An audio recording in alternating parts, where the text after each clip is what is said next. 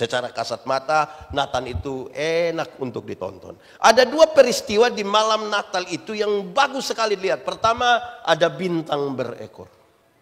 Tapi yang kedua, ada malaikat menyanyi di padang. Tapi dua peristiwa yang enak untuk ditonton itu saya mau bilang kepada saudara di bagian awal dari khotbah ini bahwa Natal itu bukan tontonan. Natal itu tuntunan.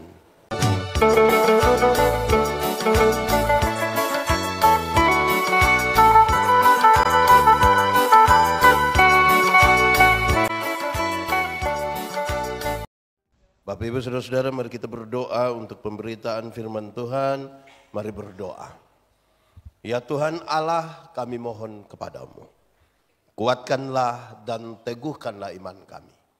Supaya waktu di mana kami belajar firman Tuhan, biarlah ini menjadi waktu paling baik bagi kami.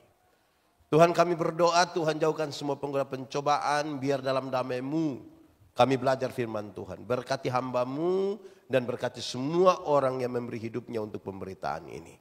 Kami rindu pada firman-Mu. Berfirmanlah bagi kami Tuhan, di dalam nama Yesus firman yang hidup itu kami berdoa. Amin. Bapak Ibu Saudara-saudara, tema dalam sukacita perayaan Natal hari ini itu diambil dari tema nasional di tahun ini, yaitu marilah kita pergi ke Bethlehem. Itu diambil dari Injil Lukas pasal 2 ayat 15. Dan untuk kesempatan saat ini saya mau ajak kita untuk membaca bagian ini secara utuh. Injil Lukas pasal 2 ayat 8 sampai ayat yang ke-20. Injil Lukas pasal 2 ayat 8 sampai 20, gembala-gembala. Di daerah itu ada gembala-gembala yang tinggal di padang menjaga kawanan ternak mereka pada waktu malam. Tiba-tiba berdirilah seorang malaikat Tuhan di dekat mereka dan kemuliaan Tuhan bersinar meliputi mereka dan mereka sangat ketakutan. Lalu kata malaikat itu kepada mereka, jangan takut, sebab sesungguhnya aku memberitakan kepadamu kesukaan besar untuk seluruh bangsa. Hari ini telah lahir bagimu juru selamat, yaitu Kristus Tuhan di kota Daud. Dan inilah tandanya bagimu, kamu akan menjumpai seorang bayi dibungkus dengan lampin dan terbaring di dalam palungan. Dan tiba-tiba tampaklah bersama-sama dengan malaikat itu sejumlah besar bala tentara surga yang memuji Allah, katanya. Kemuliaan bagi Allah di tempat yang maha tinggi dan damai sejahtera di bumi di antara manusia yang berkenan kepadanya. Setelah malaikat-malaikat itu meninggalkan mereka dan kembali ke surga, gembala-gembala itu berkata seorang kepada yang lain, marilah kita pergi ke Bethlehem untuk melihat apa yang terjadi di sana seperti yang diberitahukan Tuhan kepada kita. Lalu mereka cepat-cepat berangkat dan menjumpai Maria dan Yusuf dan bayi itu yang sedang berbaring di dalam palungan. Dan ketika mereka melihatnya, mereka memberitahukan apa yang telah dikatakan kepada mereka tentang anak itu. Dan semua orang yang mendengarnya heran tentang apa yang dikatakan gembala-gembala itu kepada mereka. Tetapi Maria menyimpan segala perkara itu di dalam hatinya dan merenungkannya. Maka kembalilah gembala-gembala itu sambil memuji dan memuliakan Allah. Karena segala sesuatu yang mereka dengar dan mereka lihat, semuanya sesuai dengan apa yang telah dikatakan kepada mereka. Demikian firman Tuhan. Berbahagia setiap orang yang mendengar firman, memelihara dan melakukan dalam hidup setiap hari. Shalom. Sekali lagi shalom. Secara kasat mata, Natal itu enak untuk ditonton. Secara kasat mata, Natal itu enak untuk ditonton. Ada dua peristiwa di malam Natal itu yang bagus sekali dilihat. Pertama, ada bintang berekor. Saudara bayangkan kalau jalan malam-malam ada bintang berekor. Siapa yang tahan diri dan tidak mau lihat? Pasti mau lihat itu. Kalau waktu itu sudah ada handphone, saya yakin orang pasti.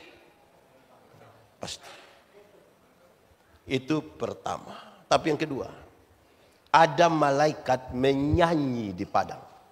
Malaikat itu bukan manusia. Tapi kalau digambarkan seperti manusia, kalau perempuan pasti cantik. Kalau laki-laki pasti ganteng. Mereka menyanyi jadi pasti suara bagus. Pakaian sudah pasti bagus. Tapi menyanyi di hutan. Bagus-bagus semua tapi menyanyi di hutan. Kita yang sekarang ini suara kurang bagus, pakaian kurang bagus, semua kurang bagus, tapi suka menyanyi di kota. Malaikat bagus-bagus itu menyanyi di hutan. Nah, tidak apa-apa lah, yang penting menyanyi. Tapi saudara bayangkan kalau masuk hutan dan lihat ada malaikat menyanyi. Enak untuk ditonton. Atau mungkin lari juga kalau takut. Tapi dua peristiwa yang enak untuk ditonton itu saya mau bilang kepada saudara di bagian awal dari khotbah ini. Bahwa Natal itu bukan tontonan. Sama-sama 1, 2, 3. Natal itu bukan tontonan. Natal itu tuntunan. Sama-sama 1, 2, 3. Natal itu tuntunan. Banyak orang bikin perayaan tontonan. Bajunya bagus, apalagi Bapak tadi ada pakai itu. Mantap, dasi mantap, enak untuk ditonton. Tapi Natal bukan sekedar tontonan. Natal itu apa? Tuntunan. Banyak orang merayakan Natal tapi tidak dituntun berjumpa dengan Kristus bayi Natal. Kalau saudara hanya bikin perayaan tontonan, teman-teman yang bekerja sebagai event organizer lebih hebat buat perayaan tontonan. Kita kalah di situ. Tapi ini bukan tuntunan biasa. Natal sekaligus adalah tantangan. Natal apa? Tantangan kita hari ini adalah tema dan subtema. Marilah kita pergi ke Bethlehem. Itu tantangan kita. Apa itu Bethlehem? Apa terjadi di sana? Sebentar kita bicara. Dan tantangan kita yang kedua adalah menjadi kaum bapa yang apa itu di situ bilang? Yang membangun. Tadi pagi waktu datang sini saya baca subtema menjadi kaum bapa yang membangun keluarga. Saya bilang jangan, membangun duluan rumah. Jangan langsung bangun duluan keluarga. Karena kalau berkeluarga tapi tinggal di rumah mertua, repot kita. Bangun duluan rumah, jadi nikah siapa bawa ke rumah yang kita punya sendiri. Kalau tidak tertekan itu istri dengan dia punya mertua itu. Jadi bangun duluan rumah. Tapi ini kaum bapak sudah ada rumah sendiri toh? Tidak harap warisan lagi. Nah baik sudah, kalau begitu mantap sudah. Itu kita punya tantangan setelah merayakan Natal. Jadi kepada kaum bapak semua dan ibu-ibu yang hadir saya mau kasih tahu, perayaan Natal hari ini apa ya? Cas, input. Pakai orang Kupang punya bahasa dia bilang, kamu sudah rayakan Natal jadi. Hari ini kaum bapak merayakan Natal jadi. Jadi mau apa? Kalau sudah rayakan Natal jadi. Nah, begitu toh. Nah, sekarang kita mulai. Teks ini dibaca berkali-kali. Saudara mungkin sudah dengar berkali-kali. Saya hanya mau mengajak kita renungkan ulang 1, 2 bagian ini. Pertama, nyanyian para malaikat di malam Natal itu dinyanyikan di padang belantara. Kenapa di padang belantara? Kisah di padang belantara itu tidak bisa dipisahkan dari kisah dalam kitab Kejadian pasal 4. Kain dan Habel. Di kisah tentang Kain dan Habel diceritakan. Di padang itu, tempat di mana kakak adik mesti baku sayang, menjaga kedamaian. Di padang itu mereka berbagi kasih, berbagi berkat, menikmati indahnya alam semesta. Justru di padang itu Kain tega sekali membunuh adiknya Habel.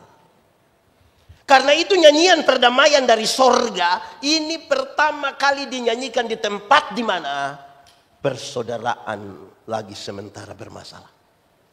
Di tempat di mana kita penuh dengan kepalsuan. Di tempat di mana kakak adik tidak bersayang. Di tempat di mana rumah tua itu menjadi sengketa bagi anak-anak yang ditinggalkan. Nyanyian perdamaian dari surga pertama kali dinyanyikan di situ. Pasti pertanyaannya gampang. Ini bapak-bapak dong dengan keluarga aman kah? Ini kalau tidak jawab begini, sudah pasti aman. Dengan ipar-ipar aman? Dengan mertua mantap. Luar biasa. Dengan istri, siapa punya istri ya? Nyanyian perdamaian dari sorga pertama kali dinyanyikan dari di situ. Kenapa Kain tega sekali membunuh adiknya Habel? Hanya soal iri di Pontianak, di Palangkaraya ini ada yang biasa iri hati. Tidak ada. Ini keluarga tulus-tulus semua di Palangkaraya. Sedikit lagi dunia kiamat di sini nih. Iri hati ialah lebih baik saya rugi asal Bapak rugi lebih banyak daripada saya untung, tapi Bapak untung lebih banyak. Ada dua orang yang sama-sama suka iri hati, dorang dua berdoa kepada Tuhan. Karena Tuhan tahu mereka dua suka iri hati, Tuhan bilang, malaikat urus dorang dua.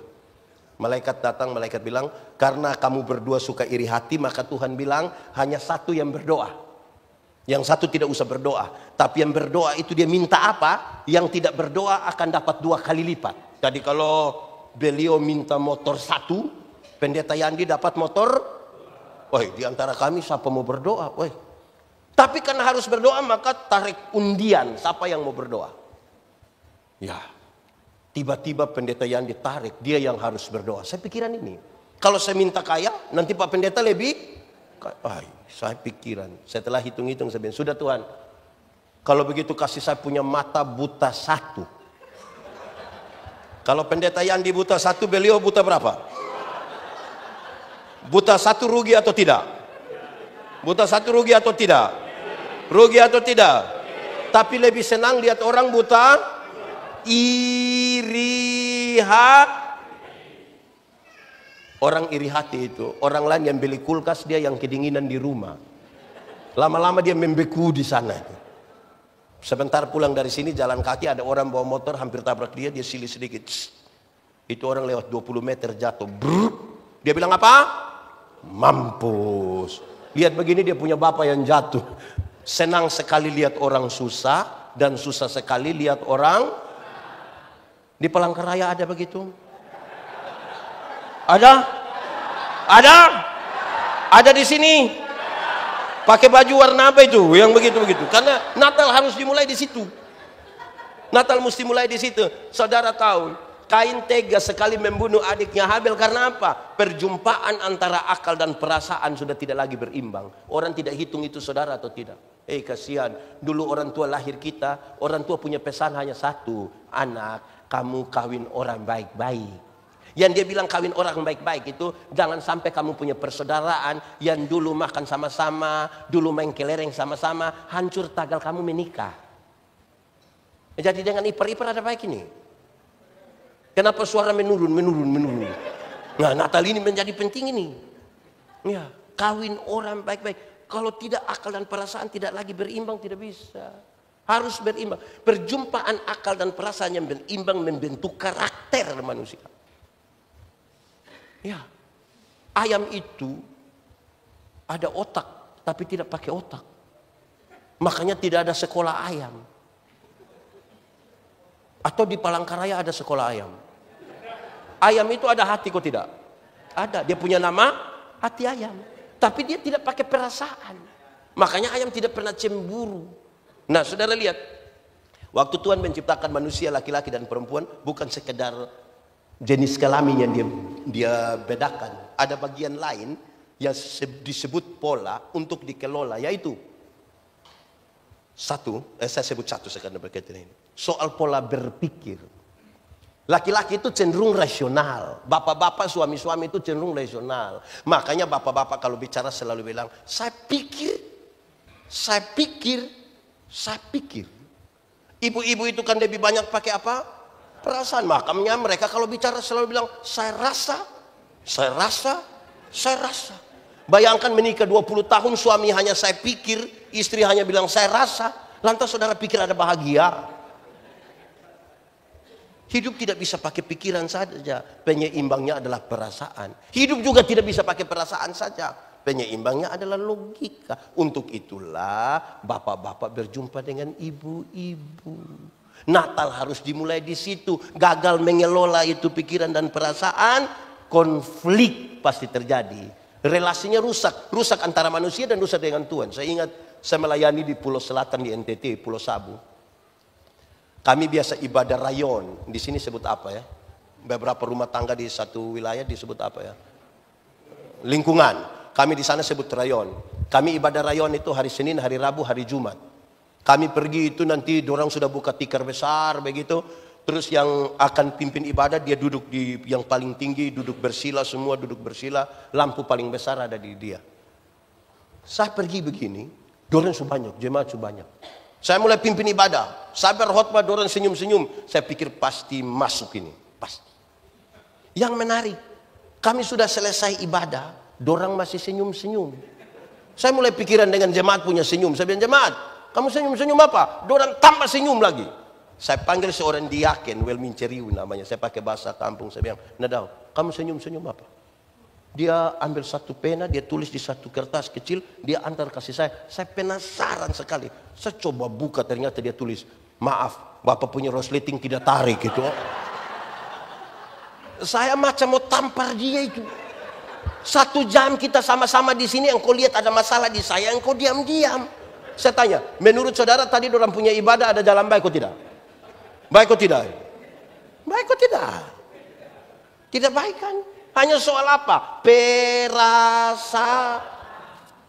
Saudara lihat kita punya perasaan dalam gereja. Saya mau tanya, ada orang yang saudara hargai, orang yang saudara hargai sekali. Terus dia datang di saudara, bermaaf, maaf sekali. Ada kotoran di dia punya hidung. Berani kasih tahu dia? Pak, maaf Pak, ada kotoran biar saya ambil, bisa? Berani kasih tahu? Yang herannya kepada yang bersangkutan perasaan kita kasih tahu, tapi kita kasih tahu orang lain. Nah ini yang Natal lagi butuh. Itu pertama, kenapa di padang belantara. Tapi yang kedua, kepada siapa? Berita ini pada siapa?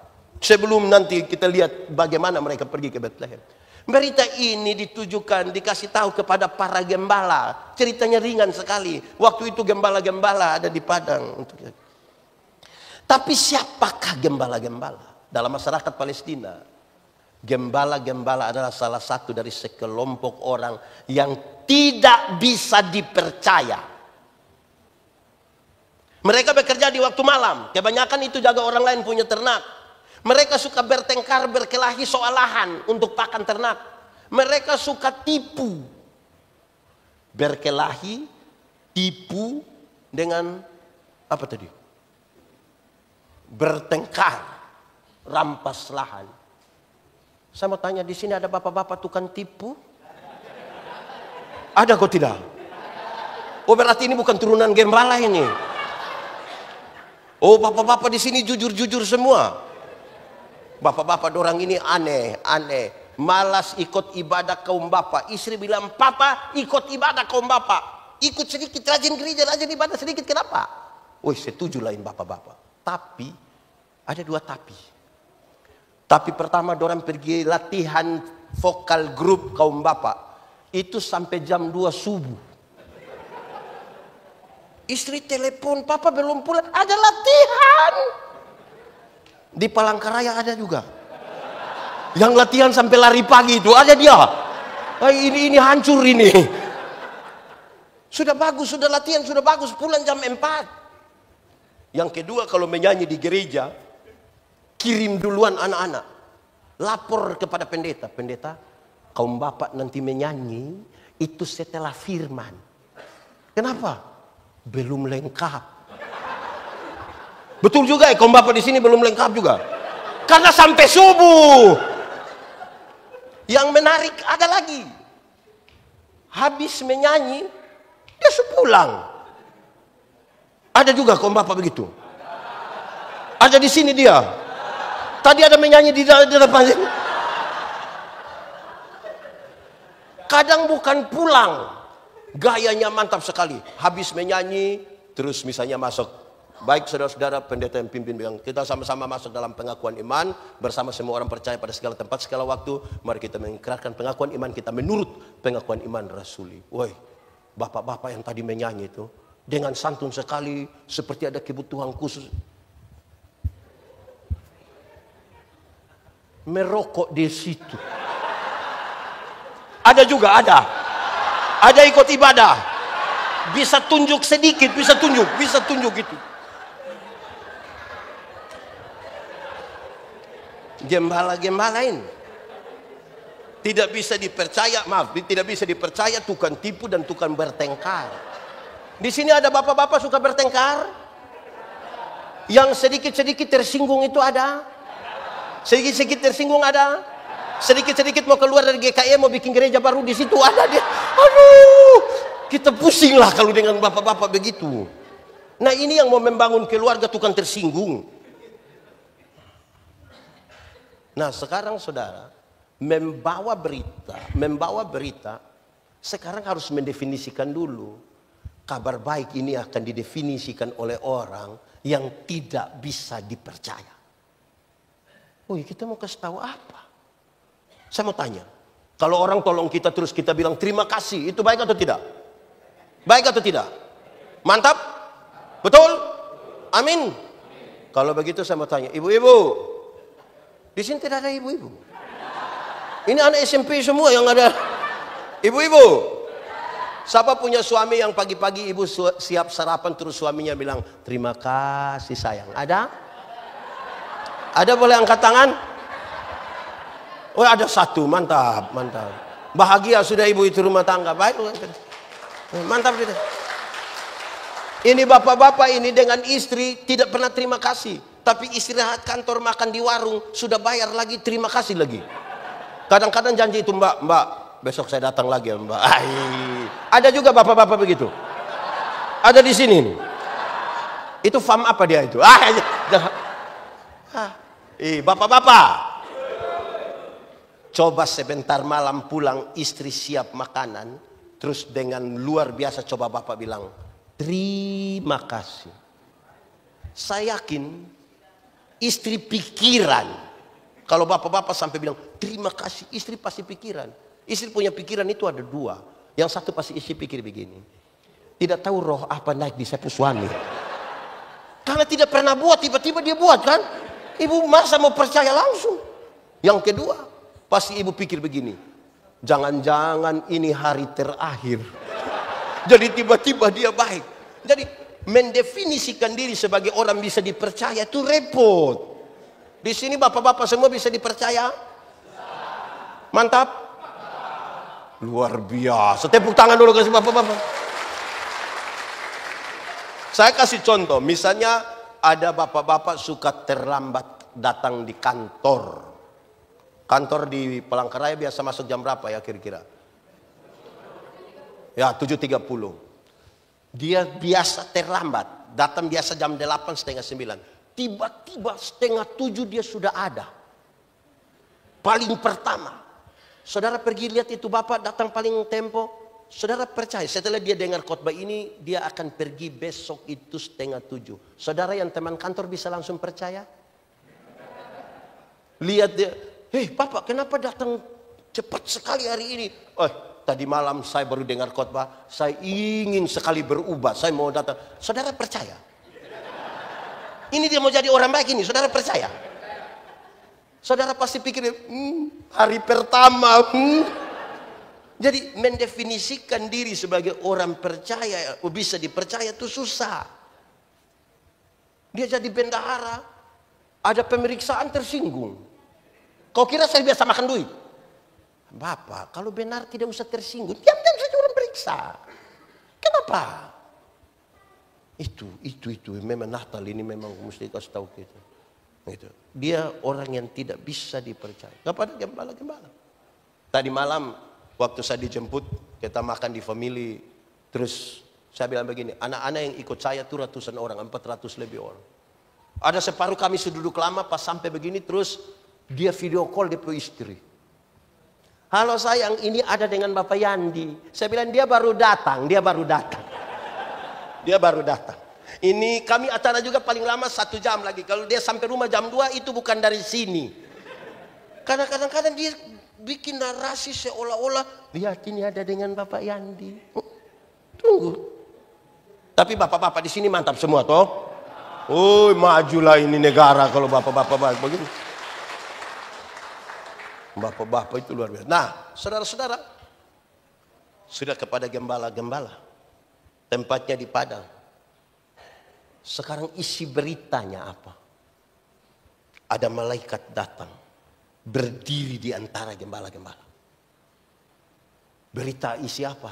Berita isi 2. Saya simpulkan jadi 2 ya. Berita pertama bilang begini. Jangan takut. Berita pertama bilang apa? Melihat ada ketakutan di antara para gembala itu. Berita pertama yang disampaikan bilang, jangan takut. Jangan takut itu berita Injil. Injil itu berita pembebasan. Supaya mereka yang takut menjadi semangat. Yang sudah mau mati menjadi semangat. Saya melayani di banyak rumah sakit. Kepada opa-opa, oma-oma yang tua-tua itu saya datang, saya berdoa, oma, yuk kita berdoa ya oma, yuk pendeta. Tapi pendeta doa habis, oma sudah mati. Tapi oma mati masuk surga. Terus kita mulai jelaskan kenapa mati masuk surga. Terus saya bilang, pendeta, mati sekarang atau mati besok sama saja. Tuhan yang memberi, Tuhan yang mengambil. Terpujilah nama Tuhan. Bahkan di lorong-lorong kematian pun berita Injil sampai, dia semangat untuk itu pembebasan. Ingat, masih banyak orang, masih banyak gereja suka kasih taku orang. Dorang biasa menjelang Paskah bawa film neraka, putar di kampung-kampung. Orang kampung nonton film neraka, aduh pendeta, neraka. Hei, saya tidak pusing dengan neraka. Kenapa pendeta tidak pusing? Karena saya masuk surga. Minimal pendeta mesti tahu. Saya tidak tahu juga tidak apa-apa.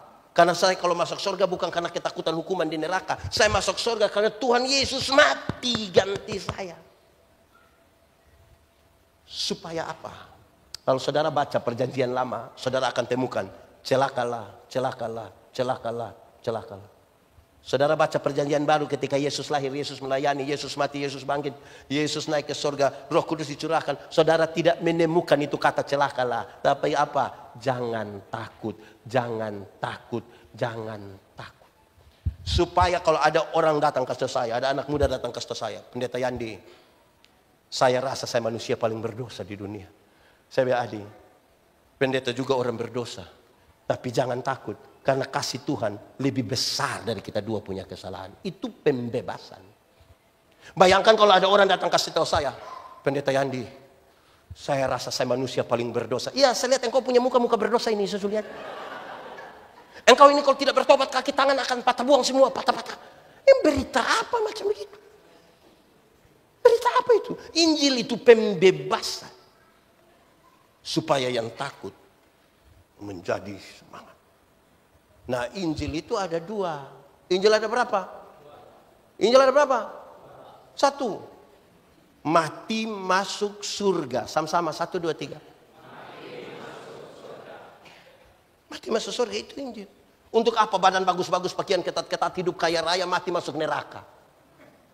Kurus-kurus, susah-susah, lemah-lemah, mati masuk surga. Mana yang baik? Badan bagus-bagus, kaya raya, mati masuk neraka. Susah-susah, mati masuk surga. Mana yang baik? Mana yang baik? Mana yang baik? Dua-dua tidak baik.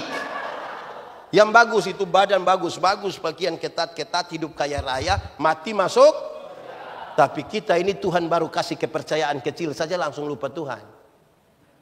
Dulu belum ada kios, tiap hari berdoa. Pendeta belum datang dia sudah berdoa, berlutut di sini berdoa. Sudah ada kios, hari Minggu tidak datang gereja. Tuh pendeta bilang, Bapak kenapa tidak gereja? Tuhan suka kasih kios, nanti siapa jaga lagi pendeta. Baru kasih kios, belum kasih perusahaan tambang, belum kios. Ada juga bapak-bapak begitu. Ada di sini itu bapak. Itu baru Tuhan baru kasih sedikit. Lupa Tuhan. Dulu masih honor, belum ASN. Berdoa keliling semua gereja GKI ini. Minta kalau Tuhan berkenan dia diangkat jadi ASN. Wih, doa-doa Tuhan kabulkan jadi ASN. Bikin syukuran. Gaji pertama untuk Tuhan semua. Gaji kedua, ketiga sampai hari ini yang tidak ada lagi untuk itu. Tapi setelah jadi ASN, sejumlah alasan dia pakai untuk tidak ikut ibadah. Kaum bapak tidak mau melayani. Ada itu bapak begitu di sini. Pemalas ikut ibadah. Kita telepon, Bapak boleh ikut ibadah? Hanya ada satu kata paling sakti di dunia, yaitu sibuk. Oh iya, orang kalau omong sibuk sekarang itu macam derajat naik sedikit. Jadi dia bicara tuh ekspresif. Bapak tidak ikut. Oh saya sibuk. Itu macam ada bapak-bapak sibuk sekali. Ada ibadah rumah tangga di rumah, istri telepon. WA, Bapak, majelis jemaat sudah datang. Bapak boleh cepat kita tunggu. Sudah mulai. Papa lagi ada lembur. Bapak tukang tipu. Mau bawa berita ke Bethlehem. Tapi Bapak jujur-jujur semua ini.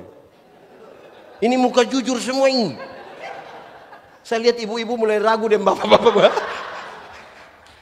Ya, itu berita. Injil pertama, mati masuk. Ya. Jangan suka kasih takut. Di sini ada yang biasa kasih takut orang. Saya mau tanya ibu-ibu dulu. Ibu-ibu, kasih makan anak umur 2 tahun gampang atau susah ya? Susah kan? Kan kita kejar-kejar dia, kejar. Sudah setengah jam terus dia punya mama. Ini anak tidak bisa mengerti orang tua sedikit. Anak umur 2 tahun suruh mengerti dia punya mama yang 40. Anak itu kalau tidak mau makan, jangan kasih takut. Kasih tahu dia baik-baik. Adek, ayo makan sayang. Ayo makan biar sehat. Ini anak tidak mau makan, dia punya mama bilang, makan itu ada om datang. Wah. Terus itu om datang. Wah. Di sini ada om biasa kasih takut anak kecil. Ada itu om.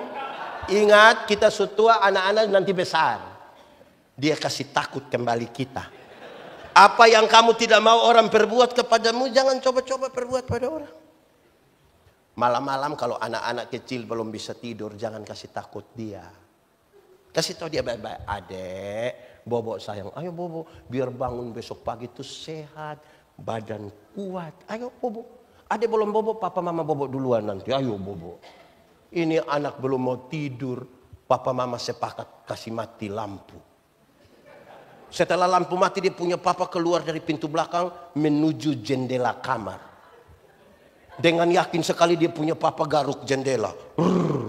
Dia punya mama sengaja kaget di dapur. Om, adek sobobo, om. Ini keluarga tipu-tipu. Repot ini keluarga. Jadi Injil itu pembebasan. Tapi itu pertama. Yang kedua, Injil yang kedua. Saudara, surga lebih baik atau dunia lebih baik? Surga lebih baik atau dunia lebih baik? Surga atau dunia? Yakin surga lebih baik? Amin? Mantap? Kalau begitu siapa mau pergi sekarang? Ada yang mau pergi ke surga sekarang? Oi Bapak, mantap. Biasa saya tanya orang itu, tidak mungkin semua, ada 1-2 mau pi, tapi belum bisa pi karena tidak mungkin bunuh diri toh. Selalu harus ada satu kalimat yaitu belum waktu Tuhan. Ya. Karena saya percaya Yesus, saya yakin saya sekarang bersama Yesus. Tapi belum pi surga. Masih di Palangkaraya. Ya. Oke, baik, terima kasih, silakan duduk. Oke, tepuk tangan. Yang saya maksudkan begini, kita belum pergi ke surga yang lebih baik dari dunia, tapi tanda-tanda kerajaan sorga sudah mesti terjadi di dunia. Kerajaan itu berbicara tentang pemerintahan Allah. Pemerintahan Allah kalau berlaku di dunia, satu, penuh kasih, penuh keadilan, tidak ada kebodohan, kesehatan diperhatikan, tanda-tanda damai sejahtera ada. Di rumah tempat kita tinggal, di lingkungan tempat kita berada, di lokasi di mana kita bekerja, itu baru kita bilang bersama Kristus. Mau pergi surga sekarang? Terus kita ada di dunia sekarang lalu ada kasih. Di sini ada suami pukul istri. Koma sedikit saya balik saja. Ibu-ibu yang biasa kena pukul dari suami coba angkat tangan. Jangan. Berani angkat tangan pulang kena pukul ulang lagi. Nah, saudara-saudara, itulah pembebasan. Di situ tadi kita baca itu nubuatan orang itu, teman-teman kaum bapak baca itu menarik sekali. Ada yang dikutip dari Lukas 4. Roh Tuhan ada padaku. Dia mengurapi aku supaya apa? Pergi dengan orang buta. Pergi kepada mereka yang terpenjara. Kepada mereka yang susah. Kalau itu sudah dilakukan, semua baru boleh katakan, tahun rahmat Tuhan sudah datang. Kaum bapak.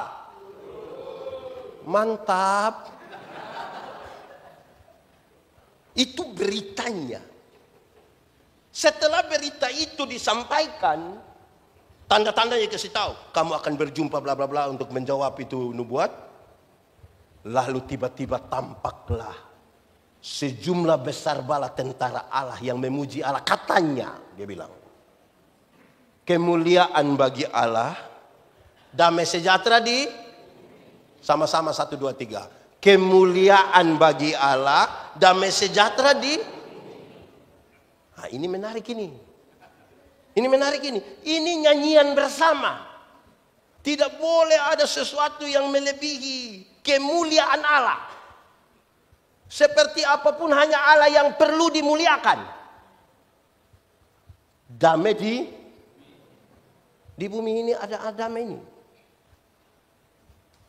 Di rumah damai. Macam saudara merenung sekali. Kemuliaan bagi Allah. Itu nyanyian bersama. Bukan nyanyian sendiri-sendiri. Menyanyi bersama-sama itu repot. Karena kita janji jam 7 ada yang datang setengah 12. Ini hari satu datang, satu tidak datang. Besok semua satu datang, yang dua tidak datang. Wih, memang mau menyanyi bersama-sama ini repot. Belum lagi kita bagi suara. 1, 2, 3 dan belum lagi kalau kita mau menyanyi dia masuk suka duluan-duluan.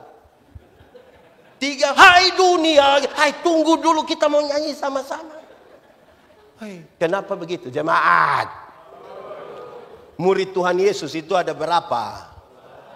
12 itu banyak kok sedikit. Banyak kok sedikit 12. Murid yang hanya 12 saja. 1, ada kelompok orang-orang kecil yang itu nelayan-nelayan dari Galilea. Tetapi ada juga orang pejabat seperti Lewi pemungut cukai. Ada orang kecil, ada orang besar. Ada orang muda seperti Yohanes, tapi ada orang tua seperti Yakobus. Ada Lewi pemungut cukai yang cinta dan mengabdi kepada Roma. Tetapi ada Simon orang Selot, seorang anggota partai politik yang anti Roma. Bahkan dia mau bikin revolusi besar-besar lawan Roma. 1 suka Roma, 1 tidak suka Roma. Hanya 12 orang saja kita kelola, repot. Karena mau menyanyi sama-sama yang 12 saja repot. Apalagi tadi saya hitung itu 18.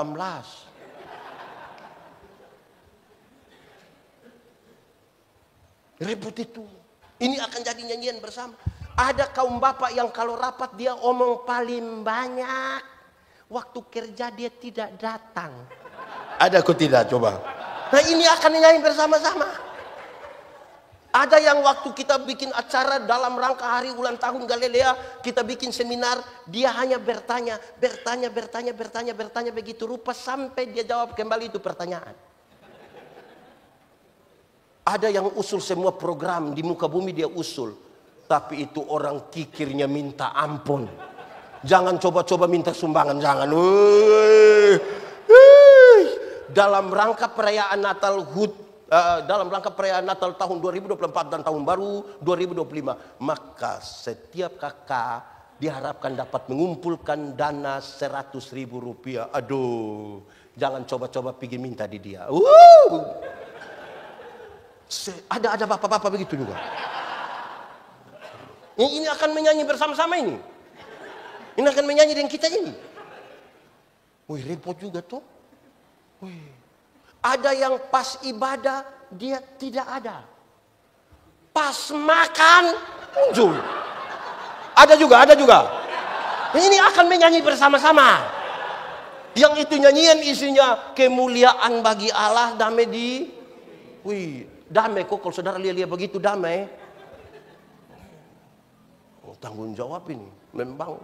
Itu soalnya di mana? Soal di rumah. Nah, saudara-saudara, itu akan jadi bahan yang serius. Nah, kemuliaan bagi Allah. Tidak boleh ada satu orang pun yang karena kemuliaan tertentu dari dirinya melebihi kemuliaan Allah. Tidak boleh. Hanya Allah yang dipermuliakan.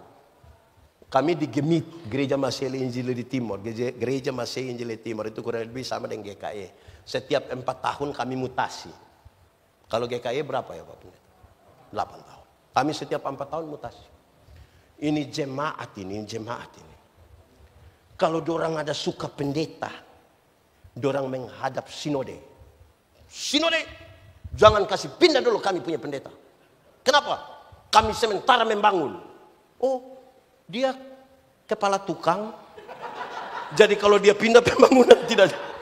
Itu kalau ada suka pendeta. Tapi kalau dorang tidak suka, dorang pergi sinode, ambil kembali, ambil, pusing kita. Kita akan menyanyi bersama-sama di situ. Bisa tuluskah supaya bawa damai sejahtera, bolehkah? Saudara, ada satu kemuliaan Allah yang puncaknya, saya bicara dua puncak ya. Puncak pertama itu adalah ketika Yesus mati bagi kita.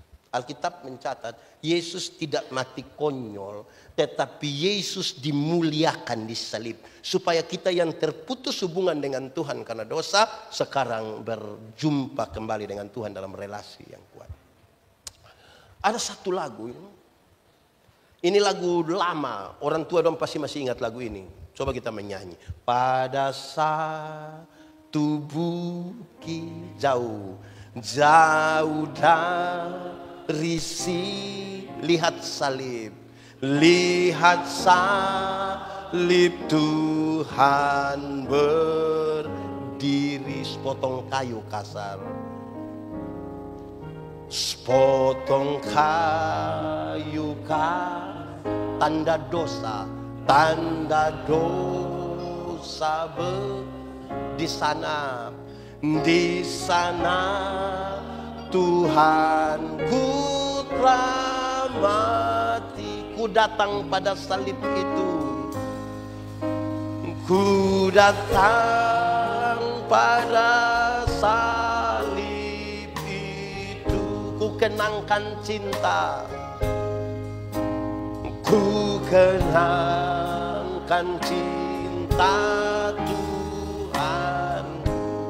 Ya ku jatuh pada kakinya, ya ku jatuh pada kakinya. Sanaku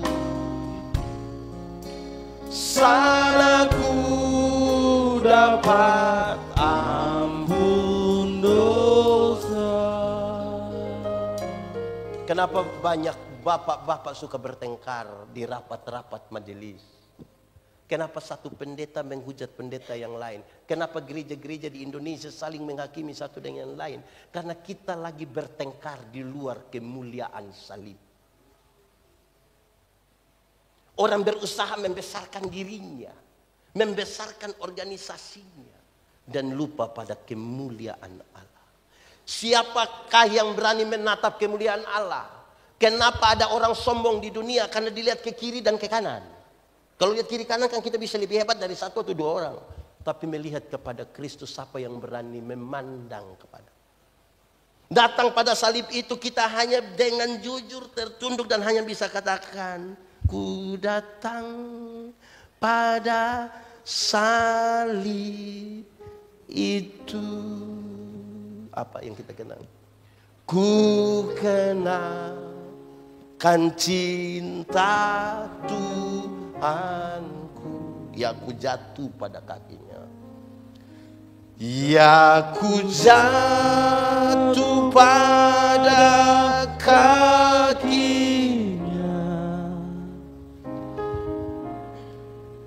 Sanaku dapat ampun dosa. Kalau hari ini saudara bertanya kepada Tuhan Yesus, Yesus seperti apakah engkau mengasihi aku? Dia tidak jawab. Hari ini saudara bertanya pada Yesus, Tuhan Yesus seperti apakah engkau mengasihi aku? Dia tidak jawab. Dia merentangkan tangannya di kayu salib dan mati bagi saudara. Tidak boleh ada satu kemuliaan pun di dalam gereja ini yang melebihi. Tidak boleh ada satu orang tua yang sedikit-sedikit bilang, kami dulu waktu tahun 1970. Hah? Ini sudah 2024. Kami dulu.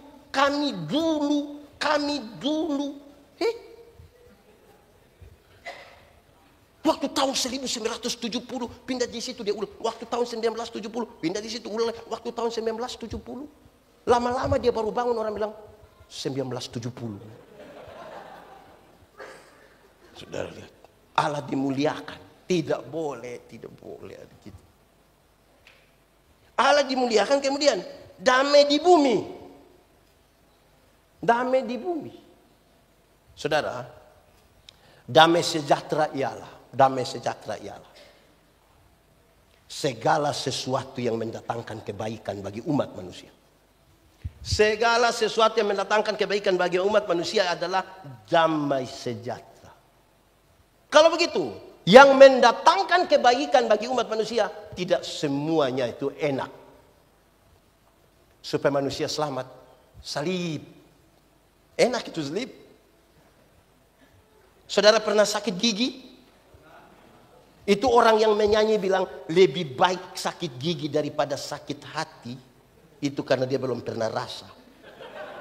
Wih, sakit gigi terlalu mengirikan. Kepala di bawah, kaki di atas putar, tidak bisa tidur. Tetangga putar tap, kita tersinggung. Sakit fisik, sakit hati, semua sakit. Terus dia ambil air hangat, dia taruh gula, manis tinggi, terus dia kumur. Kenapa kok sakit gigi kok kumur-kumur manis-manis? Biar supaya ulat ambil yang manis-manis, jangan bikin sakit. Begitu. Kadang-kadang untuk sebuah penyembuhan obatnya mesti pahit. Mesti pahit. Saya kadang-kadang lihat sebuah anak dorang baru lahir harus vaksin toh. Saya tidak tahan lihat. Bapak, kasih kuat hati untuk anak punya bayi. Baru vaksin yang ini itu. Tiba-tiba anak pertama kan anak perempuan. Papa ke dokter. Bikin apa lagi? Mau pasang anting-anting. Tembak lagi di sini. Sakit kok tidak? Untuk mendatangkan kebaikan. Orang tua di kampung ajar kami. Kalau pohon nangka tidak berbuah. Angkat pedang, angkat parang. Cincang dia punya batang. Tahun depan dia berbuah. Nah, siapa yang mau dicincang sekarang? Supaya berbuah. Jemaat itu kan tersinggung lagi. Kita baru mau ngomong keras sedikit tersinggung. Stop! Kita pusing. Damai di bumi ini segala yang mendatangkan kebaikan bagi umat manusia. Dan mendatangkan kebaikan itu belum tentu baik ikut kita punya mau. Setelah berita itu, malaikat-malaikat sepulang. Baku ajaklah ini gembala-gembala. Mari kita pergi ke Bethlehem. Sebelum kita bicara Bethlehem, saya mau kasih tahu pertama begini. Dorang kan makan minum dari pekerjaan sebagai gembala. Ini pekerjaan ditinggalkan untuk pergi. Kasih tinggal pekerjaan untuk pergi ke Bethlehem.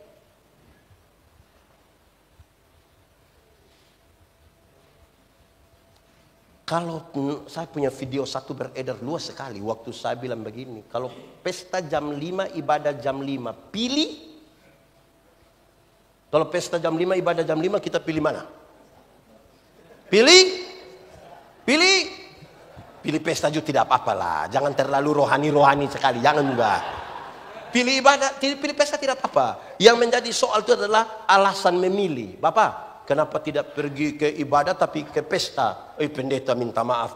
Tuan rumah undang langsung. Kalau tuan rumah undang langsung itu macam perasaan bagaimana?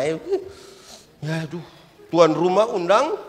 Tapi kalau pendeta Yandi yang tanya jangan jawab begitu. Bapak kenapa tidak ibadah tapi ke pesta? Pendeta Yandi minta maaf. Tuan rumah undang langsung. Bapak mau Tuhan undang langsung. Kita minta Tuhan undang sekarang. Jadi Tuhan ini paling gampang kita abaikan. Paling gampang. Berdoa itu bicara dengan Tuhan. Amin. Betul? Coba ikut ibadah hari Minggu. Pak Pendeta bilang, Bapak Ibu saudara-saudara, mari kita satu hati dalam doa syafaat. Pas separuh tutup mata begini ada yang. Betul. Di Galilea ada. Di ini resort ada. Dia kaum bapak atau kaum ibu? Kan. Ibu-ibu juga, ibu-ibu ini kalau ibadah di rumah syukuran, pendeta khotbah-khotbah terus pendeta bilang, Bapak Ibu Saudara-saudara bersama dengan keluarga kita satu hati dalam doa syukur, dalam doa syafaat. Pas kami mau berdoa, ibu-ibu langsung ke dapur semua. Pakai baku panggil lagi. Mari, mari. Sampai di belakang yang ketua dapur itu bilang kepada ibu-ibu yang di dapur, siap sudah. Sudoa siap. Kuat tadi sok kasih panas. Padahal hanya kacang brenibon. Itu kacang itu memang kacang penuh masalah. Dari zaman Esau Yakub sampai hari ini hanya itu kacang. Hanya itu kacang. Saudara, dengar ini. Tadi siang saya masih bicara sedikit. Tadi pagi.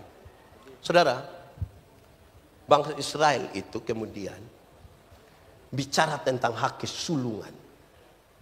Hak kesulungan bangsa Israel itu punya 3 makna. Yang satu yang saya mau bicara kaitan dengan ini. Tapi saya sudah sampaikan 3. Satu, hak kesulungan itu berkaitan dengan hak masuk tanah terjanji. Yang kedua, hak untuk menjadi berkat. Tapi yang ketiga berkaitan dengan khotbah hari ini. Yang ketiga, hak kesulungan itu berkaitan dengan hak beribadah kepada Tuhan. Jadi ibadah itu hak, bukan kewajiban. Sampai hari ini kita masih memandang ibadah itu kewajiban.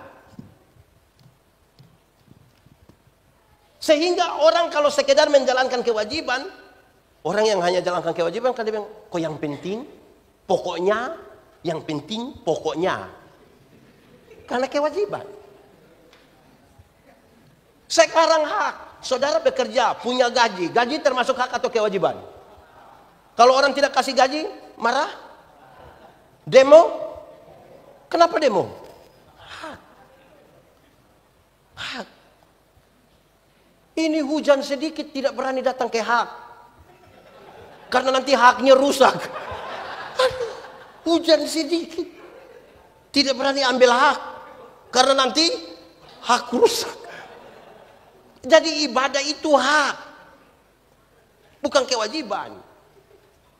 Nah saudara, mari kita baku ajak. Mari, kasih tinggal pekerjaan.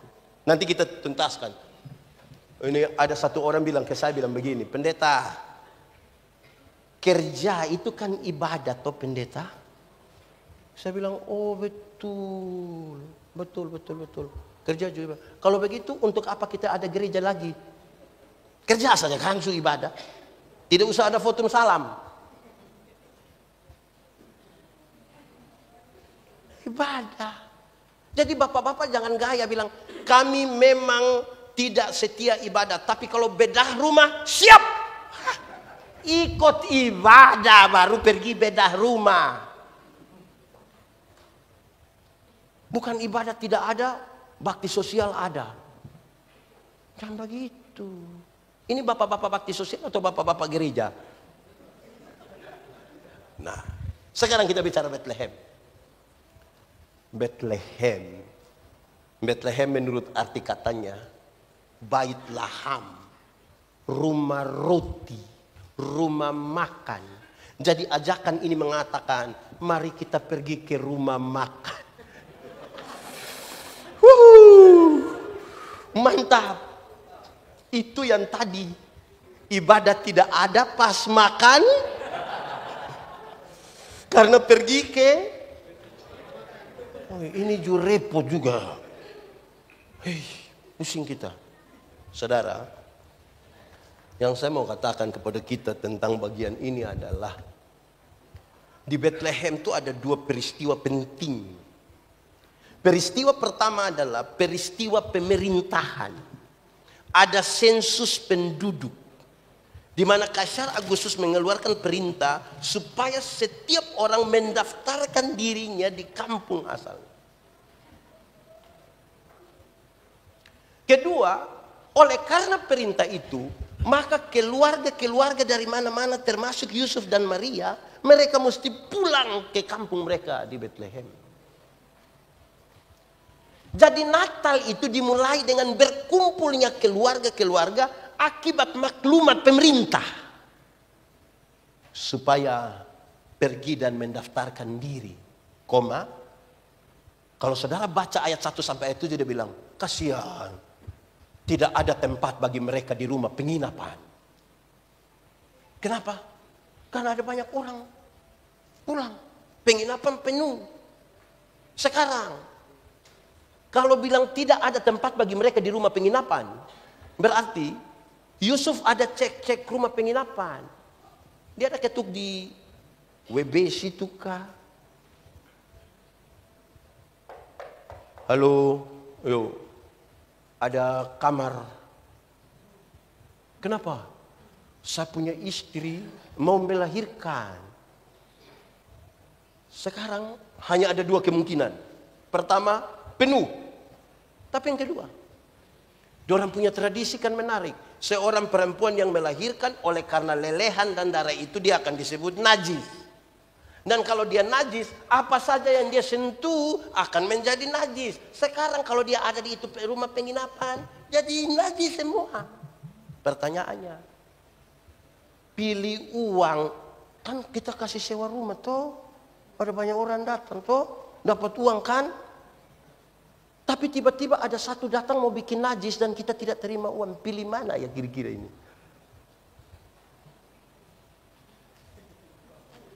Najis bersama-sama dengan Yesus atau terima uang? Tidak usah jawab, ini renungkan saja, renungkan saja. Kita pikir-pikir sedikit ya. Karena uang ini memang luar biasa, dia mempengaruhi. Uang itu tidak masuk dalam daftar kebutuhan primer. Tapi uang memang tidak ada. Bahkan kami ini kadang-kadang diukur dengan uang. Ada orang ini dia kasih persembahan di gereja itu dia bisa lipat tangan. Bapak, kenapa sampai itu tangan begitu? Pendeta, kalau tangan kanan memberi, tangan kiri tidak boleh tahu. Saya bilang amin. Tapi saya tahu Bapak. Bapak tahu apa? 1000. Makanya begini. 100 tidak mungkin begini. Begini. Sudah begini pakai batok lagi.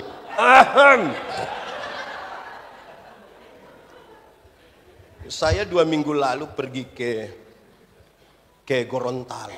Ada anak-anak kecil umur 7 tahun, perempuan ikut jemput saya. Kami makan siang.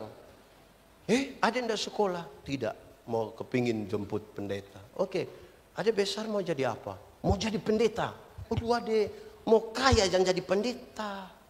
Mau kaya yang jadi pendeta. Kenapa pendeta bicara begitu? Adek, pendeta-pendeta ini hidup oleh Tuhan melalui persembahan jemaat, adek. Kalau persembahan itu dalam rupa uang yang gambar proklamator warna merah itu jarang masuk. Yang paling banyak masuk itu Patimura. Itu pejuang. Dan kami selamanya akan terus berjuang. Kenapa Patimura pegang dia punya pedang begini? Karena ada yang bisa sama-sama begini sampai hampir-hampir Patimura punya pedang itu patah, adek. Yang saya mau bilang begini. Jangan takut akan pemeliharaan Tuhan dalam hidup kita. Jangan terlalu takut. Kok kami juga ada hidup ini? Coba kasih tahu siapa yang paling kaya di Palangkaraya. Yang dia bisa satu hari itu makan 715 kali. Paling tinggi 3 kali. Kami juga sama. Apa coba? Jangan takut dengan pemeliharaan Tuhan. Karena itu dengan Tuhan. Yang menarik dalam kekristenan, makin Tuhan berikan kepercayaan, kita makin ragu dengan Tuhan. Dulu masih honor, gaji hanya 1 juta per bulan. Itu pun tiap 3 bulan bayar 1 kali. Habis bulan masih lebih 10.000. Sudah diangkat jadi ASN. Gaji pokok saja sudah tinggi. Belum tambah tunjangan ini, tunjangan sana semua. Habis bulan, bendahara hanya bawa kertas putih 1 kasih tahu bilang potong semua Bapak. Kita ini makin banyak berkat makin pusing. Mau percaya pada janji Tuhan kah? Berani kah? Wih, saya lihat saudara mulai ragu ini. Saudara, ada janji Tuhan itu kita bilang baik sekali. Janjimu seperti fajar pagi hari yang tiada pernah terlambat bersinar. Cintamu seperti sungai yang mengalir, dan ku tahu betapa dalam kasih. Janji Tuhan seperti matahari pagi, amin. Selalu datang tepat waktu, amin. Dan satu waktu Tuhan bilang begini, berilah 1/10 dari hasilmu. Ujilah, lihatlah bejana pemerahanmu akan berlimpah-limpah dengan buah anggur. Benar itu janji Tuhan? Saudara percaya pada janji itu? Kita uji. 10.000, perpuluhan berapa? Pasti kasih kan? Kan hanya 1.000. Janji Tuhan nyata, dia kasih naik 100.000, perpuluhan masih kasih. Kasih kok hanya 10.000 kacang-kacang. Tuhan kasih naik 1 juta perpuluhan, masih kasih. Kasih kok hanya 1 lembar. Tuhan kasih naik 10 juta perpuluhan, masih kasih. Masih kasih. Kenapa mulai beda pendapat? Makin besar mulai beda pendapat. Perpuluhan mulai 1 juta, kita mulai pikiran. Ambil 1 juta di tangan kiri, 9 juta di tangan kanan, dia lihat 2-3 kali. Dia lihat. Sudah lihat 2-3 kali, terus dia bilang begini, Tuhan juga mengerti. Ya. Aduh, ini pendeta Yandi, kita undang dia datang hanya mau omong perpuluhan supaya ini gereja dapat uang. Aduh, tidak. Ada 2 tidak yang saya bilang. Pertama, yang saudara bawa itu dalam kategori persembahan. Kata dasarnya apa? Sembah, bukan sumbang. Tidak ada satu orang lebih kaya dari Tuhan, dia datang sumbang kasih Tuhan. Tidak ada. Dalam penyembahan itu kita datang kepada. Dalam penyembahan. 1/10 bukan soal angka. Keyakinan. Dan sebuah keyakinan yang kita anggap benar tidak butuh persetujuan. Saya punya keyakinan kok. Saya punya istri, saya bilang cantik. Saudara mau bilang dia, kok saya punya istri, saya tidak butuh. Keyakinan. Kenapa untuk istri kita bisa bangun keyakinan, untuk Tuhan kita takut dalam keyakinan? Ini di Bethlehem ini. Dapat lihat Yesus atau dapat lihat uang? Kenapa lihat saya? Di Bethlehem. Itu tapi tidak pertama, tidak kedua. Satu-satunya Yesus diberi pertanyaan ini. Pertanyaannya gampang, resikonya berat. Boleh membayar pajak kepada kaisar atau tidak? Kalau Yesus bilang boleh bayar pajak kepada kaisar, ribuan orang pengikut Yesus akan meninggalkan Yesus karena pajak terlalu mahal. Tapi kalau Tuhan Yesus bilang tidak boleh bayar pajak kepada kaisar, maka dia dianggap memprovokasi masyarakat untuk melawan pemerintah. Pasti dia ditangkap. Tuhan Yesus bilang begini, tunjukkanlah koin untuk pembayaran pajak itu. Dong kasih. Tuhan Yesus tanya, gambar dan tulisan siapa ini? Kaisar. Berikan kepada kaisar apa yang wajib kamu berikan pada kaisar. Tapi berikan pada Tuhan apa yang wajib kamu berikan pada Tuhan. Ini bukan soal perpuluhan. Ini bukan soal persembahan. Sebentar saudara bawa. Gambar dan tulisan siapa ini? Kaisar. Karena pada mata uang ini ada gambar dan tulisan kaisar. Berikan pada kaisar. Tapi Alkitab mengatakan, kamu adalah gambar dan tulisan Allah. Berikanlah uangmu pada kaisar. Tapi berikanlah dirimu pada Tuhan dan bukan uangmu. Itulah persembahan yang benar. Supaya jangan ada orang kaum bapak bilang, pendeta, saya ini tidak pergi ke gereja, tapi saya punya persembahan ada pergi. Di surga tidak ada kios jual Indomie. Kita tidak kumpul uang di. Dari persembahan itu yang saudara wakilkan dalam rupa uang, karena mau datang berjumpa dengan Yesus, tolong diatur baik-baik. Tidak usah lama-lama sebagainya. Kalau ada waktu baik, tolong taruh di amplop, doakan. Bukan perasaan dan teman di sebelah baru isi. Pendeta Yandi ini pernah alami satu hal yang saya tidak berani lagi. Saya pergi ke satu tempat, turun pesawat, harus langsung pimpin ibadah. Teman-teman pendeta yang jemput bilang, pendeta kita tidak bisa singgah lagi di penginapan. Langsung pakai toga pimpin. Wah, pendeta Yandi. Bagian persembahan isi, beres. Turun habis ibadah, kami duduk minum kopi. Saya kasih masuk tamu gini. Ada apa ini? Wow. Bukankah tadi saya suka kasih persembahan? Ini uang persembahan yang tadi.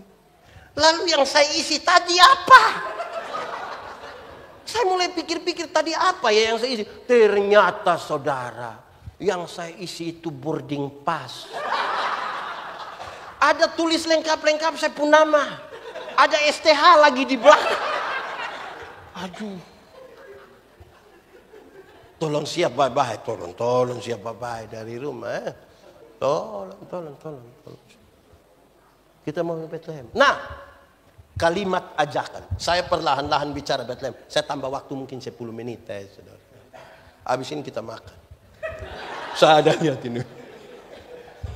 Saudara, mari itu kalimat ajakan kepada orang-orang untuk pergi berjumpa dengan Yesus. Ingat, Tuhan Yesus datang, dia tidak tanya ada berapa gereja kita ada bangun. Dia tidak tanya itu. Dia bertanya dengan sangat ringan, ada berapa jiwa kita ada bawa datang pada Tuhan.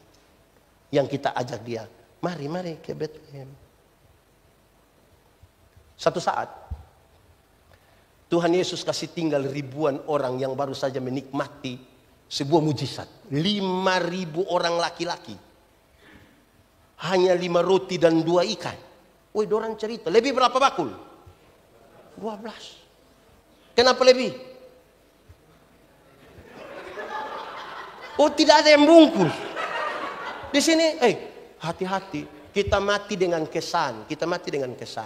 Pendeta Yandi kalau mati, orang akan bilang, oh itu pendeta yang kepala botak itu. Aduh. Dia sudah mati, aduh. Kalau ada orang yang cerewet satu mati, kita bilang, itu yang cerewet, saya terlalu cerewet. Kalau ada orang yang rapi sekali meninggal, kita bilang, itu orang terlalu rapi. Kalau ada orang yang disiplin waktu, kita bilang, itu orang terlalu disiplin. Nah, kalau yang mati itu suka bungkus makanan. Orang kira-kira bilang apa? Kita tanya pendeta, bilang, yang mana ya? Itu pendeta itu. Yang mana? Pasti pendeta tahu. Siapa itu? Itu yang biasa bungkus-bungkus makan. Waduh. Wih, ini juga bahaya nih. Tapi itu kalau jemaat, Kalau kami pendeta ini caranya lebih soft dan elegan. Saya. Ini pendeta ini saya. Kalau saya lebih elegan. Pendeta Yandi punya anak bungsu nama Jonathan, umur 8 tahun. Pendeta kalau pergi ke acara-acara, terus pendeta lihat ini daging. Pendeta suka. Pendeta mendekat. Dan pendeta akan bilang, Jonathan paling suka ini. Waktu bilang Jonathan paling suka ini, tuan dan nyonya rumahnya begini. Langsung ada di rumah. Itu pasti pendeta pas mati kita tanya yang mana? Itu yang bilang Jonathan paling.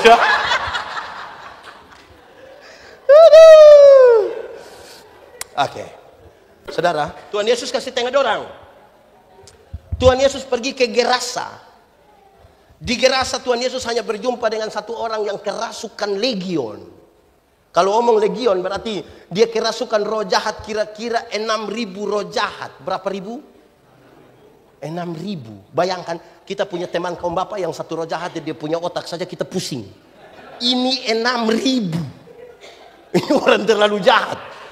Jahat bagi orang lain, bagi diri sendiri juga dia jahat. Dia pukul-pukul dia diri ini. Tuhan Yesus mau turun dari perahu begini. Itu roh jahat bilang begini, Yesus anak Allah yang hidup, apa urusanmu dengan kami? Rupa-rupanya roh jahat juga mengenal nama Yesus. Jadi kalau orang Kristen hanya kenal nama Yesus, kita belum lebih hebat dari roh jahat. Karena roh jahat juga kenal nama itu dan ketakutan. Injil Markus mencatat begini. Di daerah itu ada penjaga-penjaga babi, menjaga babi 2000 ekor. Roh jahat itu bilang begini, biarkan kami masuk ke babi-babi itu. Tuhan Yesus biarkan. Masuklah roh jahat ke babi-babi itu, terjunlah itu babi-babi, mati 2000 ekor. Itu orang kehilangan pekerjaan. Orang kasih tahu orang di kampung, datang usir Tuhan Yesus. Apakah Tuhan Yesus tega buat orang kehilangan pekerjaan? Lalu kenapa Tuhan Yesus biarkan 2000 ekor babi mati? Jawabannya begini. Dalam struktur budaya Yahudi, babi itu haram. Orang Yahudi tidak makan daging babi. Tapi yang haram, orang bisa pelihara 2000 ekor. Sementara ada satu jiwa hampir binasa, orang biarkan. Itu yang Tuhan Yesus marah. Alangkah lebih baiknya ada 2000 ekor babi mati daripada ada satu jiwa binasa. Sekarang coba hitung, kalau babi satu ekor harga 4 juta. Kali 2000, coba hitung coba. 4 juta kali 2000 berapa? Berapa? 8 miliar harga satu orang gila itu. Kaum Bapak pernah alokasikan 8M untuk pertanyaan lebihnya, siapakah orang gila itu? Nah itu, orang gila itu bisa kemungkinan besar kita punya suami. Karena ibu-ibu ini cantik-cantik datang gereja jalan sendiri. Terus pendeta tanya, ibu, mana suami? Terus dia bilang begini, pendeta, tahu sendiri. Sudah tahu suami begini, kenapa ambil resiko? Ini suami-suami, ini juga satu, ini suami-suami dong ini. Waktu masih pacaran, rajin sekali dia jemput pacar bawa ke gereja. Sudah menikah dia tidak rajin gereja. Pendeta bilang, Bapak, kenapa dulu masih pacaran rajin, sekarang sudah tidak rajin? Dia bilang, pendeta, waktu pendeta kasih nikah saya dengan ibu, kami dua telah menjadi satu. Jadi istri kalau sudah pergi sama juga saya sudah pergi. Oh. Jadi memangnya istri sumakan sama dengan bapak sumakan. Saya suka bilang begini, masuk surga itu seperti kita pergi ke WC. Tahu WC? Tidak bisa diwakilkan. Masing-masing mesti pergi sendiri. Kita tidak bisa bilang, bapak, yo kemana? WC, titip. Tidak, sendiri. Ini ada 2 rumah jauh dari kampung, jauh dari gereja, dekat hutan. Satu punya anak laki-laki, satu punya anak perempuan. Yang punya anak perempuan datang kasih tahu yang laki-laki, bilang, kakak, hari-hari Minggu begitu tolong jemput engkau punya saudara perempuan ini, bawa pergi sekolah Minggu. Dia jemput. Tapi sampai sekolah Minggu, yang perempuan ikut sekolah Minggu, yang laki-laki main kelereng di luar tunggu. Jadi remaja ikut katekisasi di gereja, yang laki-laki jemput. Tapi sampai sana yang perempuan masuk ikut katekisasi, yang laki-laki rokok-rokok di luar santai. Pulang-pulang sama-sama. Rupa-rupanya dorang dua berjodoh. Setelah menikah, yang perempuan terpilih jadi majelis gereja. Mau melayani di mana saja, suami setia antar. Tapi sampai sana ibu masuk melayani, dia punya suami main kartu di luar. Tunggu. Satu waktu dorang dua mati-mati sama-sama. Dalam perjalanan menuju pintu surga, Simon Petrus menanti. Lihat ini ibu datang, Simon Petrus bilang, "Shalom ibu, mari silakan masuk." Lihat ini dia punya istri masuk, yang bapak ini juga cepat-cepat mau masuk. Pas dia mau masuk, terus Simon Petrus bilang, "Bapak sabar dulu, bapak sabar dulu, bapak." Kenapa Simon? Bapak sabar dulu. Simon, yang masuk itu sapu istri. Bapak, saya tahu bapak. Nah kenapa kau tahan saya? Bapak, saya mau kasih tahu. Saya tahu itu bapak punya istri. Tapi dari itu hari kan bapak hanya antar-antar kan. Jadi minta maaf hari ini juga bapak hanya antar. Bapak punya tempat di sebelah yang ada api itu. Saya tanya dulu, ibu-ibu, tadi ada yang suami hanya antar? Terus ada janji bilang kalau habis WA biar saya jemput, ada? Kalau ada begitu pulang tolong kasih tahu suami ada salam dari Simon Petrus.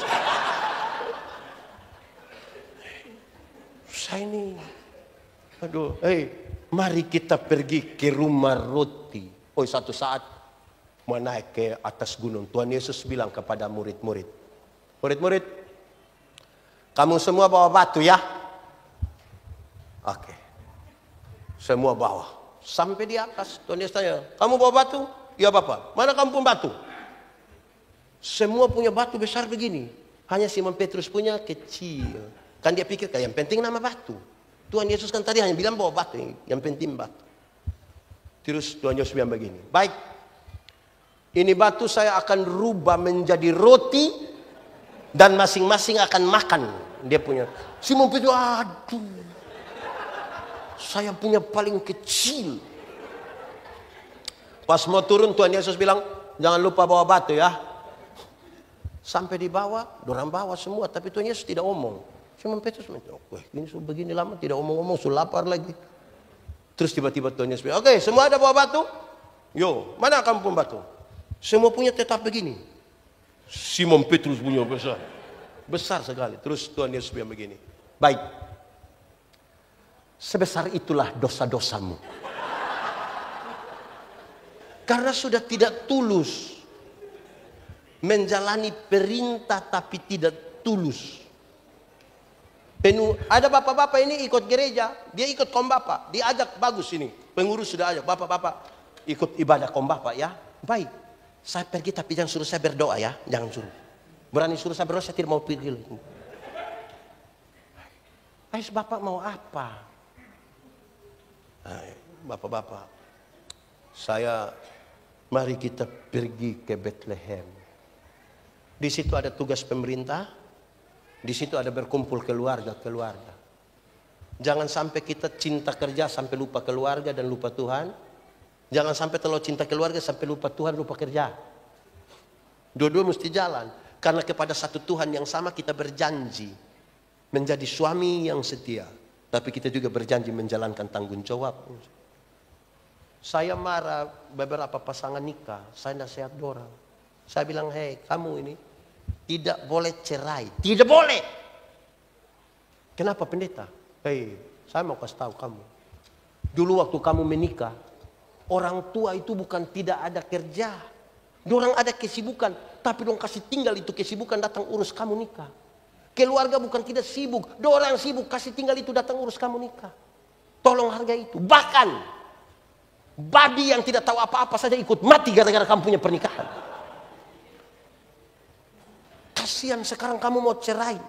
Kasihan itu keluarga babi kan. Sudah ada yang berkorban. Jadi tolong hargai. Nah, itu maksud apa? Kita berjanji untuk banyak. Pendeta Yandi baru nikah 15 tahun. Izin Bapak Klasis berapa lama? Bapak Klasis berapa tahun menikah? 20. Oke, 10 saya atau saya. Izin Bapak Pendeta? Ya, izin Bapak. 26.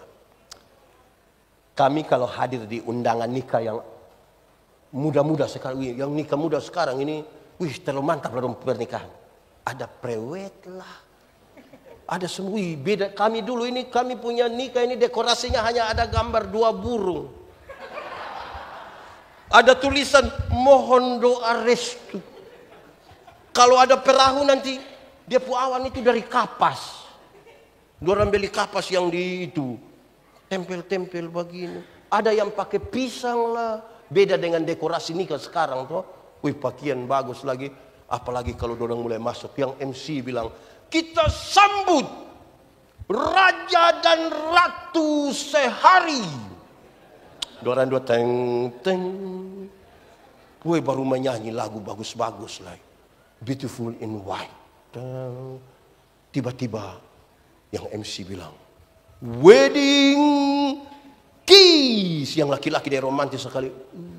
Kami yang nikah 15, 20, 30 waktu kami lihat orang wedding kiss, kami hanya bilang begini. Hari pertama. Hari pertama. 15 itu tidak ada itu wedding. Itu tinggal dia punya petasan saja. Itu tinggal petasan.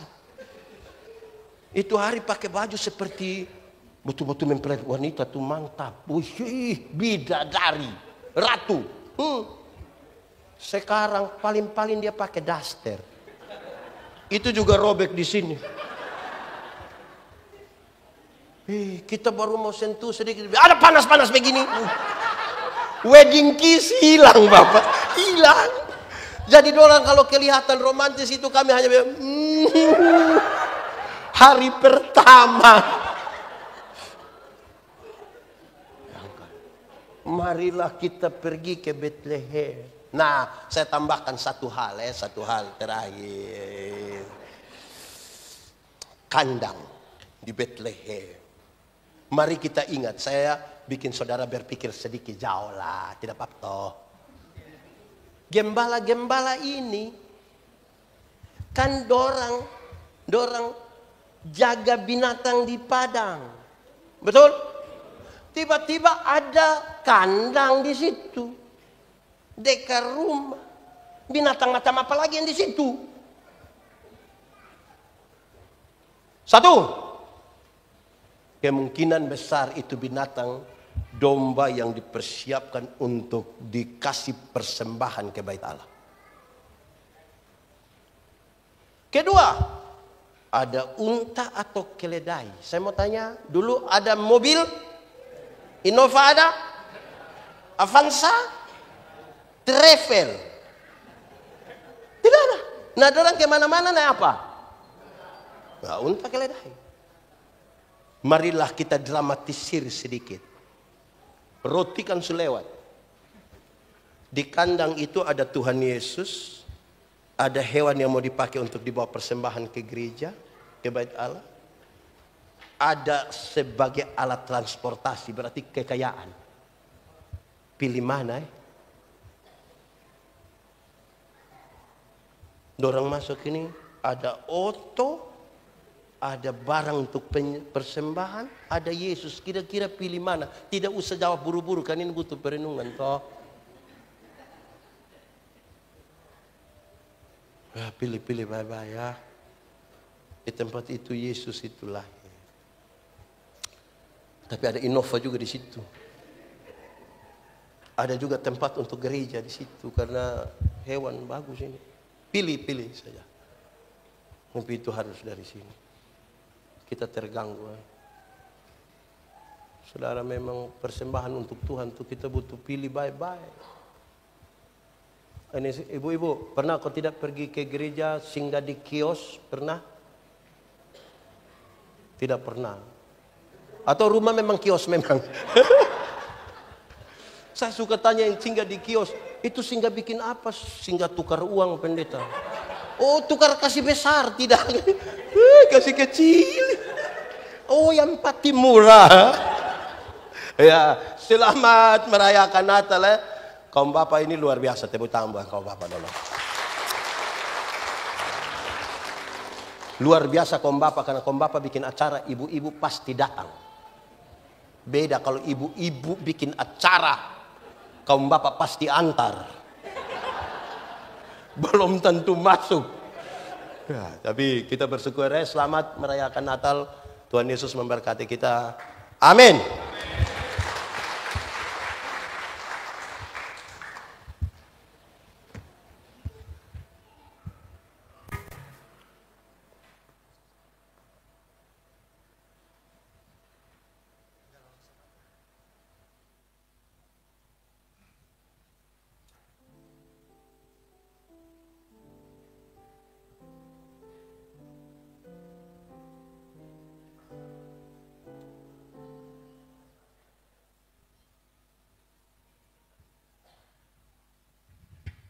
Bapak Ibu Saudara-saudara, mari kita satu hati dalam doa syafaat, mari berdoa. Ya Tuhan Allah, terima kasih banyak untuk hidup yang Tuhan anugerahkan buat kami. Tolonglah kami supaya hidup ini berkenan kepadamu dan menjadi kemuliaan bagi nama Tuhan. Supaya di mana kami ada, nama Tuhan dipermuliakan. Kami percaya tidak ada yang kebetulan dalam nama Tuhan. Termasuk hari ini ketika kami ada bersama-sama dalam acara perayaan dan ibadah Natal. Bersama-sama dengan Komisi Pelayanan Bapak di GKE Klasis ini. Terima kasih banyak teman-teman yang sudah memberi diri menjadi panitia. Tuhan memberkati. Semua yang telah memberi dukungan moral material untuk terselenggaranya acara ini, Tuhan berkati. Kami percaya dalam persekutuan dengan Tuhan tidak ada jeripaya yang sia-sia. Kami berdoa supaya kaum Bapak semakin maju dalam jumlah sekaligus di dalam kualitas mereka. Beriman dan melaksanakan amanat iman orang percaya itu di dalam kehidupan kerja keluarga dan keseharian kami.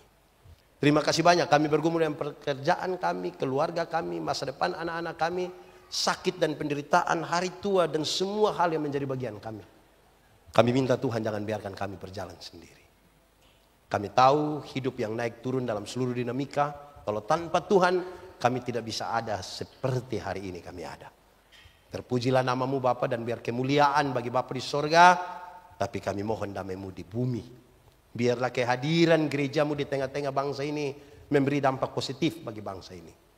Kami melewati sebuah pesta demokrasi pemilihan kepala daerah. Kami minta supaya tidak ada kekacauan di mana-mana.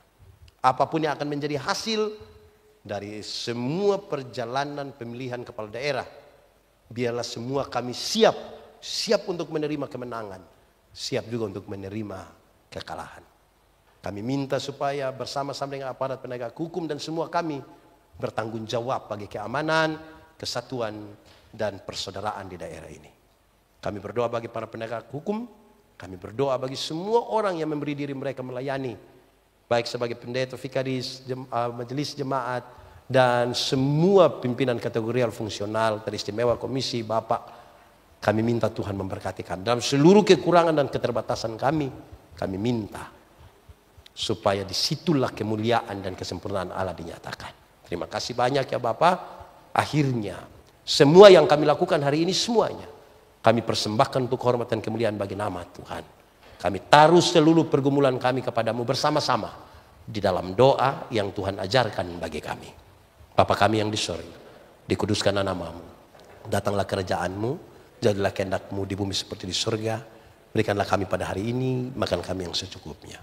Dan ampunilah kami akan kesalahan kami, seperti kami juga mengampuni orang yang bersalah kepada kami. Dan janganlah membawa kami ke dalam pencobaan, tetapi lepaskanlah kami daripada yang jahat. Karena Engkau yang punya kerajaan dan kuasa dan kemuliaan sampai selama-lamanya. Amin.